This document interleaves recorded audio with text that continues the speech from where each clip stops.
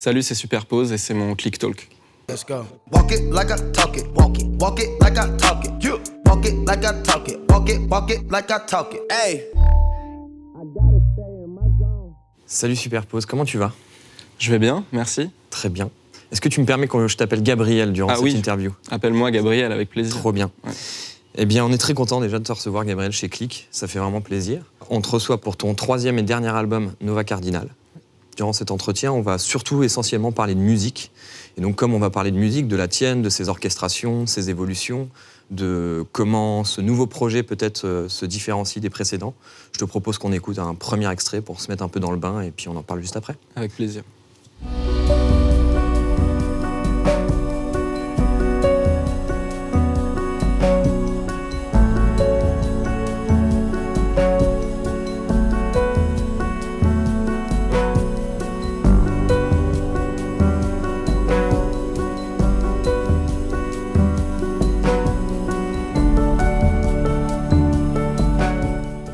Alors, par souci d'honnêteté, il faut quand même qu'on dise aux gens qui vont regarder cette interview qu'on a déjà eu l'occasion de se rencontrer, il y a de ça 6 ans, juste avant ton 2e album. Ouais. Et quand on s'était vu, je me rappelle que je t'avais demandé pour toi c'était quoi une belle mélodie, et tu m'avais répondu. Oula. Une belle mélodie, c'est une mélodie qui va d'un point A à un point B, et qui me fait comprendre l'espace que je traverse. La musique est un art de déplacement. La beauté de la mélodie n'a rien à voir avec l'émotion qu'elle nous fait ressentir, elle a à voir avec la facilité de compréhension de l'espace. Et du coup, je me suis demandé, donc ton nouvel album s'appelle Nova Cardinal, quel a été le point A, le cap et la direction de ce nouveau projet? Ah, c'est marrant, je me souviens pas du tout de cette phrase, mais je suis assez d'accord avec... Tu es encore d'accord avec le toi d'il y a 6 ans? Exactement, ouais, je suis assez d'accord avec le moi d'il y a 6 ans. Ce qui m'intéresse dans la musique, c'est justement de créer des mondes et des espaces. En musique pop, on écrit des mélodies et on s'en souvient de ces mélodies, on peut se les chanter. Et c'est une très belle chose. Et moi, je trouve ça aussi très intéressant qu'on ait besoin de revenir au morceau en permanence, qu'on ait du mal à le connaître par cœur, parce qu'en fait, il ressemble plus à un endroit auquel on aime aller, comme quand on va, je sais pas moi, en vacances quelque part, ou qu'on a l'habitude de retourner chez soi, voilà. Je trouve que c'est hyper intéressant de créer cette sensation-là. Moi, c'est un de mes grands plaisirs en musique, de pas réussir à vraiment me chanter ce morceau que j'ai aimé et d'avoir besoin d'y retourner pour toujours le comprendre, toujours le découvrir. Donc ça a été un vrai point de départ, par exemple, pour la création de cet album-là. C'était de faire un album qui laisse plus une impression et une sensation que clairement des chansons, des morceaux, ou voilà. Ce qui conditionne aussi beaucoup tes projets en général, c'est là où ils ont été confectionnés. Je me rappelle que ton premier album avait commencé sur un piano chez ta mère à Caen. Ouais. Le deuxième, dans une petite maison abandonnée, inhabitée, près de Dax. Ouais, c'est vrai, waouh. Et du coup, je me suis demandé, donc déjà, je me suis dit, en fait, chez Superpose, tout part d'un piano en général. Oui. Et quel a été le piano de départ de ce nouveau projet? J'ai composé cet album à plusieurs endroits. Donc en effet, je compose toujours au piano quasiment tout le temps, pour commencer. Et là, c'est un album que j'ai fait dans plusieurs endroits. Donc je l'ai fait dans mon studio à Paris. Je l'ai fait aussi chez un ami à Genève et en Normandie. Là d'où je viens, à Caen. Et ça a été une étape de composition, en fait. Et ensuite, je suis allé en studio, à Paris, pendant 4 semaines pour enregistrer tous les sons, ce que je faisais pas trop avant, justement. Parce qu'en musique électronique, on fait souvent tout en même temps. On compose, on produit. C'est le cas de mon premier album et le suivant. Je les avais fait... tout en même temps, justement, cette fameuse maison dont tu parles à côté de Dax, il y avait le piano, des synthétiseurs, et j'enregistrais, je construisais, je produisais tout en même temps. Et là, j'ai fait vraiment étape par étape. Il y a plusieurs pianos à l'origine de cet album, et d'ailleurs, ça s'entend. J'ai essayé de le reproduire, j'ai essayé de reproduire cette sensation-là. À certains moments, c'est un vrai beau Steinway, affirmé, le piano à queue, classique. Et à d'autres moments, c'est le piano droit, plus intime, celui sur lequel on apprend, celui qu'on entend aussi beaucoup dans la pop, voilà. J'ai essayé de naviguer entre plusieurs sons de piano, mais c'est pas... le piano, c'est l'instrument de composition de ma musique, mais c'est pas une musique de piano. Voilà, c'est une musique avec beaucoup d'arrangements, beaucoup d'orchestration, et le piano est un des éléments, mais c'est pas le centre de mon disque. Tout à fait. Il y a aussi quelque chose qui s'entend dans ce nouveau projet, il me semble qu'on t'a déjà fait la remarque, c'est que la rythmique est peut-être moins présente que sur les précédents projets, et ce qui vraiment drive le projet, c'est vraiment les harmonies, la mélodie. Est-ce que tu es d'accord avec ça? Et pourquoi ce choix? Alors j'entends qu'on entende ça, parce que moi aussi je l'entends. mais la réalité, c'est qu'il y a énormément de rythmique, énormément de batterie, énormément de sons électroniques aussi sur cet album. Mais ce qui donne cette sensation, c'est le mixage du disque. En fait, le disque a été mixé comme un disque plus acoustique, alors qu'il y a en réalité, honnêtement, la moitié des instruments qui sont électroniques et qu'il y a de la batterie sur tous les morceaux, qu'il y a une boîte à rythme, il y a de la TR-909 qui est vraiment la boîte à rythme typique de la musique électronique, la plus dure dans ses sons. Mais le mixage du disque fait qu'on a cette sensation-là. Et en fait, cette direction de mix, c'était pour proposer une écoute assez différente de ce qu'on entend sur les disques qui sortent aujourd'hui. C'est-à-dire que l'album n'est pas du tout compressé. Il y a beaucoup d'air, en fait. Et là, il n'est pas très fort, il faut le mettre un petit peu fort pour se plonger dedans. Il y a de la nuance. Par exemple, dans le rap ou la pop ou plein de musiques contemporaines, quand un piano joue pas fort du tout, ou alors qu'il y a plein de batteries, le volume, c'est le même. T'entends les choses de même volume alors qu'il y a un instrument qui joue pas fort parce que c'est compressé, c'est monté, etc. Et moi, mon album n'est pas fait comme ça. Donc on a l'impression, en effet, le kick est pas très devant parce qu'il y a des moments où quand il est joué pas fort à la batterie, eh ben on l'entend pas fort. Voilà. On parle des instruments qui composent ce nouveau projet. Moi, il y a un instrument qui m'a frappé, c'est la guitare folk, oui. Notamment dans Geneva, à un moment donné. Je me suis dit que cet album instrumental avait été, par rapport au précédent peut-être, beaucoup moins influencé par les musiques électroniques que par des musiques pop, folk. Et je me suis demandé quelles sont les inspirations, les influences qui t'ont accompagné durant ce projet. Alors c'est vrai que c'est un album qui a été influencé par moins de disques électroniques, pas parce que j'aime moins ça, mais simplement parce que j'ai le sentiment d'avoir tellement digéré la musique électronique et tellement écouté, j'ai vraiment écouté que ça pendant des années, que ça fait partie de moi et donc que je vais chercher des idées, des inspirations ailleurs. En folk, j'ai écouté Nick Drake beaucoup, j'ai écouté Fleet Foxes aussi dans les groupes de folk d'aujourd'hui que je trouve hyper bien produit, hyper bien fait, j'adore ce groupe. J'ai écouté Leonard Cohen, j'ai écouté Nick Cave, j'ai écouté de la musique classique, beaucoup de songwriters, alors qu'il n'y a pas de... C'est une musique, c'est un album instrumental, mais j'ai écouté beaucoup de songwriters. Aussi pour m'inspirer de certains univers, par exemple chez Nick Cave, chez Nick Cave, il y a un univers très fort avec de la mythologie, des légendes. C'est très inspirant. Fleet Foxes aussi, la richesse des arrangements, le fait de passer justement d'un petit son de piano à d'un coup une orchestration énorme avec plein de guitares, plein de choses comme ça. Voilà. Donc c'est plus ces disques-là que j'ai écoutés pendant que je faisais celui-ci. Il y a aussi un truc qui t'a beaucoup inspiré dans ce projet, c'est ton histoire personnelle. Et ça, on le voit à travers notamment les titres du projet. Des titres comme Varaville, qui représentent, si je dis pas de bêtises, les plages de ton enfance. Ouais. Même des titres comme Geneva, là où a été produit notamment une partie de l'album. Est-ce que tu peux nous en dire un peu plus là-dessus? Et surtout, moi, ce qui est marrant, c'est que je me rappelle, quand on avait discuté à l'époque, tu me disais, raconter les histoires qu'on ne vit pas, c'est super agréable. Et moi, j'aime bien raconter des histoires, justement, celles que je ne vis pas. J'ai l'impression qu'avec ce projet-là, c'est un projet qui est peut-être plus personnel que les précédents, et dans lequel tu as vraiment mis de toi. Oui, c'est vrai. En fait, c'est un projet qui n'est pas déjà animé par un concept précis.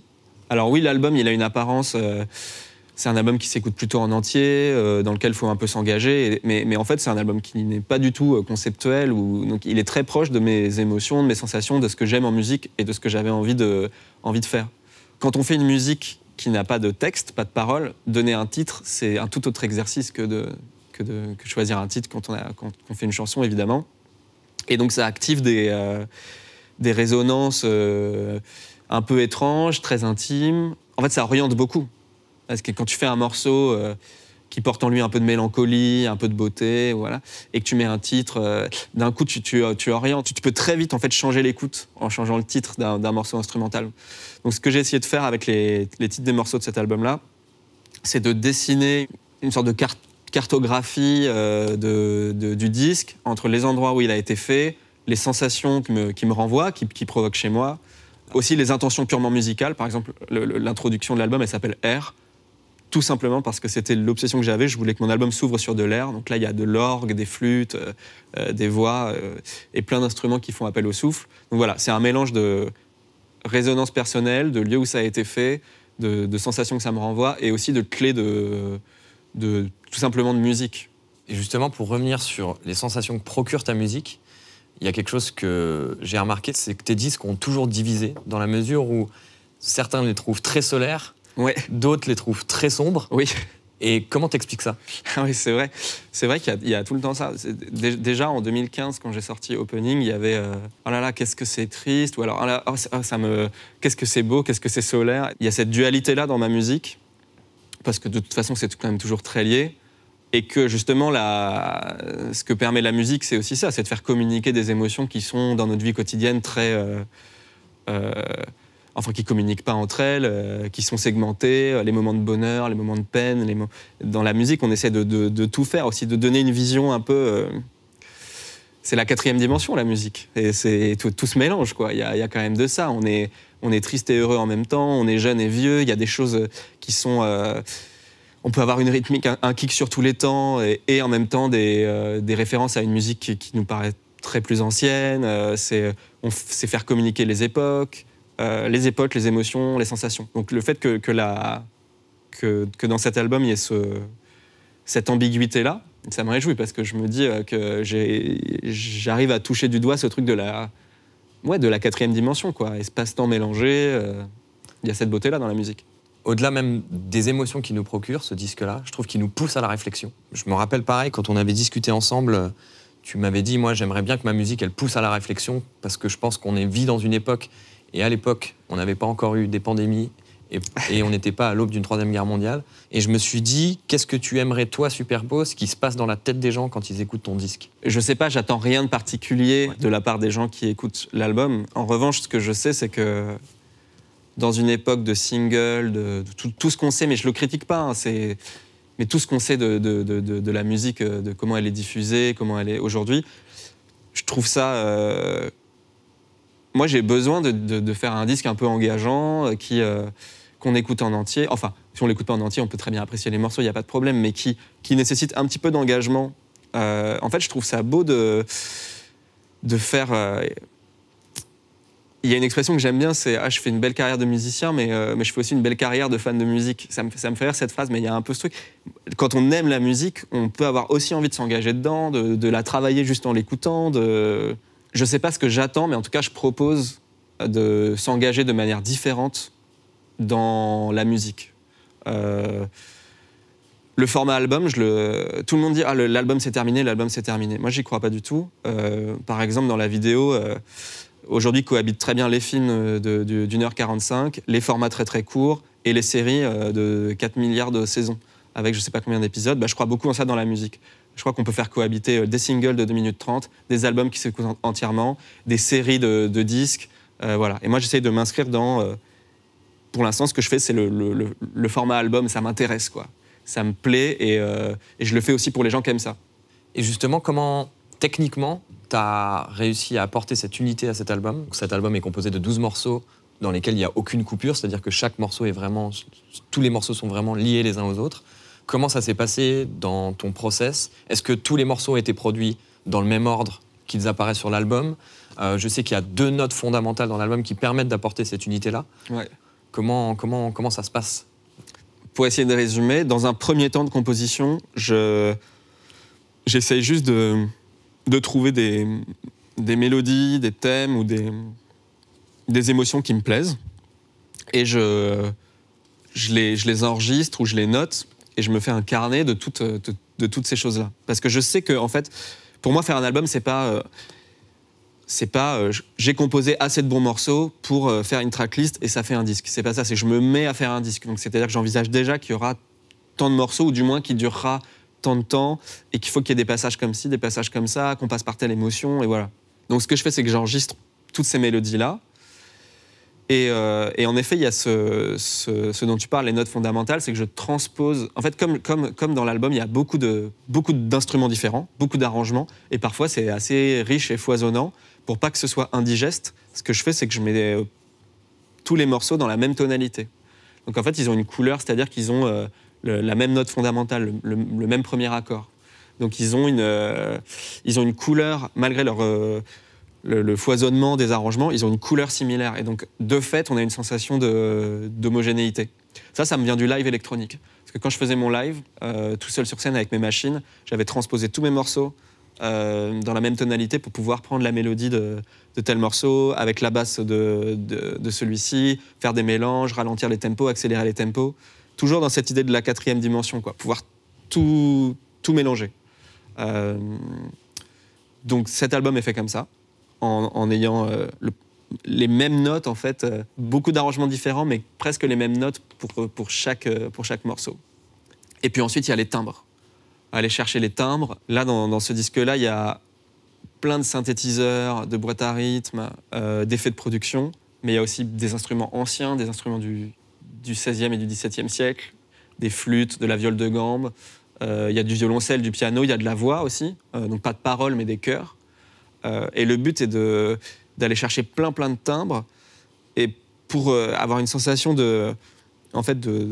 j'espère, de grandeur, quoi, de quelque chose où on a plein de sons, plein de choses à écouter, on peut se concentrer sur plein de choses différentes, on peut essayer d'y trouver plein de choses, comme dans un beau paysage, quoi. Il y a ce qui est devant nous, mais il y a aussi ce qui est au loin, ce qui est là un petit peu sur le côté, on peut essayer de s'y intéresser. Si on retourne dans ce paysage-là, on va s'intéresser à autre chose que ce qu'on a déjà vu au premier plan.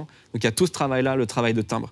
Et le fait de tout mettre dans la même tonalité, ça permet de donner une cohérence à tout ça. Pour continuer à parler de ce projet, j'aimerais qu'on parle de l'objet en lui-même.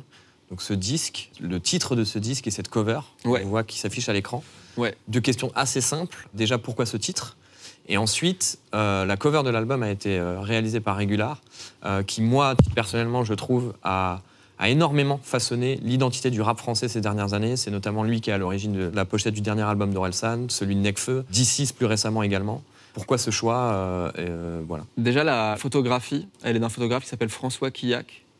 Et moi qui n'écris pas de texte, j'aime bien, j'ai toujours mis ma tête sur mes pochettes parce que j'aime bien incarner. Sinon, je trouve que on rentre dans un niveau d'abstraction qui est trop fort, quoi. Si on fait une musique qui n'a pas de texte, pas de voix humaine et qu'elle n'est pas raccordée à un petit peu d'humanité, voilà. Et puis peut-être parce que je suis un peu aussi mégalo.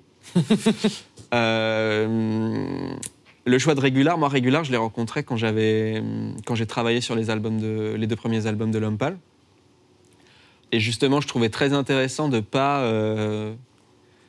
d'aller travailler avec quelqu'un qui a façonné clairement une autre musique que celle que je fais, à laquelle j'ai eu la chance de participer un petit peu à un moment, pour avoir sa vision. Déjà parce que je savais que pour lui, peut-être que ça pouvait être aussi une respiration, et donc qu'il allait s'amuser. Des mecs comme ça qui enchaînent énormément de grosses collaborations, celles que tu viens de citer. On s'imagine que ça peut aussi leur faire plaisir d'aller explorer une autre musique, de s'intéresser à autre chose, voilà. Et puis je trouve ça trop intéressant d'avoir la vision d'un mec qui a bossé sur des disques comme ça, sur des gros disques de rap, sur un album instrumental, quelque chose qu'il n'a pas l'habitude de... Enfin, je sais pas dans ce qu'il écoute dans sa vie quotidienne, mais sur lequel il n'a pas l'habitude de travailler, quoi. Donc voilà, j'adore ce qu'il a fait. Avec tous les titres, en fait, il faut voir l'objet en vrai, est super beau. Il est irisé, avec tous ses reflets, tous ses... Nova Cardinal, c'est un titre un peu étrange. On peut y mettre plein de significations. Pour moi, Nova, c'est l'étoile qui brille. Et Cardinal, ça peut être l'étoile du berger, ça peut être quelque chose de vif qui brille dans le ciel, quelque chose qui nous guide. Cardinal, pour moi, c'est aussi les points cardinaux, le cap, la direction. Donc j'aime bien ce titre-là. C'est un titre qui, pour moi, évoque Nova, l'étoile, donc le mystère un peu du ciel, pourquoi les choses sont belles, pourquoi les choses nous touchent, pourquoi on ne sait pas. Et en même temps, Cardinal, le cap, la direction, et savoir un mélange de certitude et de mystère, quoi. Il y a de ça dans ce titre. Et voilà, j'adore ce qu'a fait Régular. Clairement, c'est très très beau. Pour continuer à parler du visuel de ce nouveau disque, il faut aussi qu'on évoque les clips. Ouais. Là où c'est très intéressant, c'est que l'intégralité des morceaux ont été clippés, notamment par un vidéaste qui s'appelle Marc de Pierrefeu. Ce vidéaste, c'est un vidéaste qui est notamment spécialisé en vidéo de musique classique. Il est lui-même musicien, j'imagine que c'est pas un hasard. Ouais. Comment s'est faite cette collaboration ? On me dit souvent que ma musique, elle est cinématographique, parce qu'elle est instrumentale et qu'il y a parfois de la mélancolie, des émotions. Moi, j'entends qu'on me dise ça, mais parfois, je me dis, ah mince, pour moi, cette musique-là, elle est autonome. Elle n'a pas besoin d'être cinématographique. Et Marc, il travaille uniquement avec des images justement, énormément d'images de cinéma et d'archives de peinture aussi. Et je trouvais ça super intéressant de mettre tellement d'iconographie, d'images de peinture, de coller tellement de cinéma que ça disparaisse dans la musique, quoi, presque. C'était ça que j'avais en tête. Aussi, tout simplement parce que je suis tombé sur son travail et que j'ai trouvé ça magnifique. Il fait ce boulot où il met en diptyque des tableaux anciens et du cinéma, et il y a une émotion très forte qui se dégage de ça. Donc moi, j'étais fasciné par ce boulot-là. Dans une musique où on se dit qu'elle appelle des images et qu'elle a ce côté-là, je trouvais ça vraiment super intéressant d'en mettre tellement que ça pouvait disparaître et faire ressortir la musique. Parce que je m'imaginais pas faire des clips narratifs où, justement, c'est encore pire. Là, tu fais une musique sans texte et tu racontes une histoire par-dessus, tu fermes toutes les portes possibles pour se projeter, pour imaginer des choses, quoi. Donc, le fait de mettre tellement d'images que ça devienne presque abstrait, impressionniste, j'avais super envie de ça. Alors, il y a, pour le coup, un clip qui est le clip introductif de cet album, qui est le clip de R, qui répond pas vraiment à ce qu'on vient d'évoquer. Ouais. Mais j'aimerais qu'on en parle, on le regarde et on en parle juste après.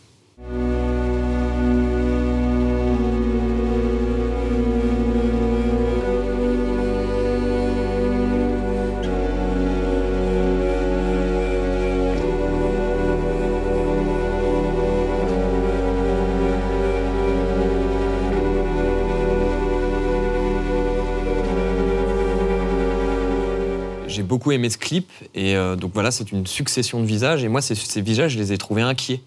Ah ouais. Et je me suis demandé mais de quoi superposer inquiet en ce moment.